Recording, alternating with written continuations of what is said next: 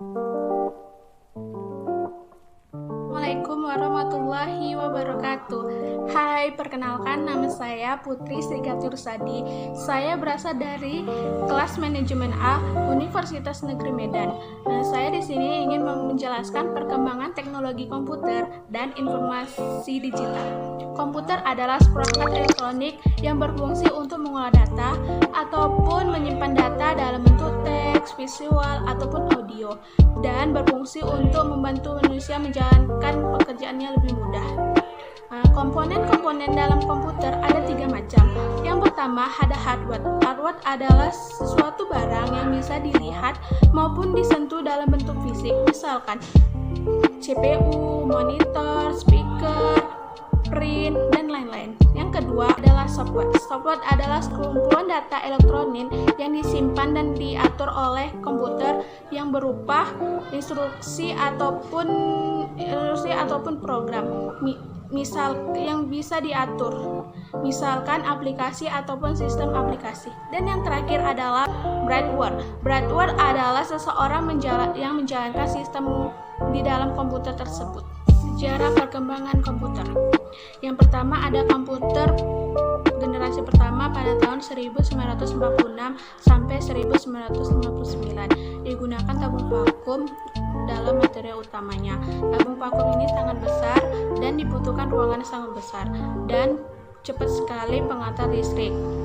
Jadi tidak efektif untuk digunakan pada saat ini. Berat tabung vakum ini berkisar 30 ton dan pembuatannya kurang lebih $1 juta. Komputer ini dinamakan INIC atau Electronic Numerical Integration and Computer.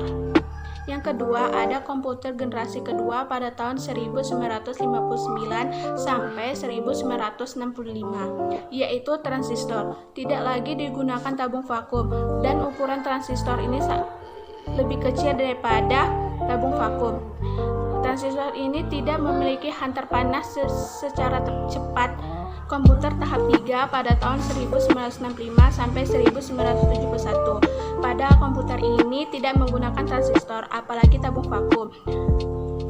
Tetapi transistor tidak ditinggalkan, digunakan untuk menjalankan komputer tersebut. Transistor itu tidak besar seperti pada zaman kedua, itu komputer generasi keempat tahun 1971. Komputer ini sudah dilengkapi mikroprosesor. Mikroprosesor ini menggabungkan beberapa komponen menjadi chip yang kecil. Chip tersebut terdiri dari ribuan transistor dan elemen sirkuit yang lainnya digabung menjadi satu. Makanya komputer ini menjadi lebih kecil. Generasi keempat, contoh perkembangan teknologi maju sehingga menjadi lebih efektif dan efisien, dan terciptalah PC yang mudah dibawa seperti laptop. Dan yang kelima, generasi komputer kelima pada tahun 1985. Contoh komputer generasi ini ialah Vickrey HAL 9000. Walaupun belum terlanjur sempurna, tetapi komputer ini mampu mengikuti instruksi yang diberikan oleh manusia.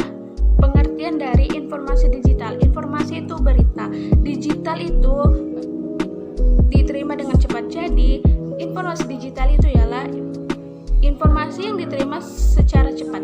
Jadi, di zaman sekarang ini kita dapat menerima berita secara cepat. Ada kelebihan dan kekurangan dari itu semua. Kelebihannya yang pertama dalam bidang bisnis, seperti halnya kita menggunakan aplikasi m-banking. Jadi bank itu menggunakan aplikasi itu untuk bisnisnya. Gojek, Grab, Gober itu bisa kita gunakan kalau kita ingin kayak ojek gitu, ataupun pengantaran barang, ataupun memesan makanan gitu. Yang kedua dalam bidang pemerintah. Jadi pemerintah itu menggunakan media massa untuk mengetahui berapa jumlah penduduk yang miskin, yang meninggal, ataupun sebagai acuan bisnis mereka untuk mengapaikan Indonesia menjadi lebih maju. Selanjutnya dalam bidang pendidikan, kita sebagai mahasiswa sendiri ya, sebagai saya itu sendiri menggunakan media itu sebagai mencari informasi di Google ataupun mencari cara-cara untuk mengapakan sesuatu itu di YouTube. Jadi itu semua sangat menguntungkan bagi kita. Selanjutnya, kekurangan dari informasi digital ini ialah banyaknya penipuan, terjadinya hoax, ataupun banyaknya netizen-netizen yang jabir kepada kita. Terima kasih.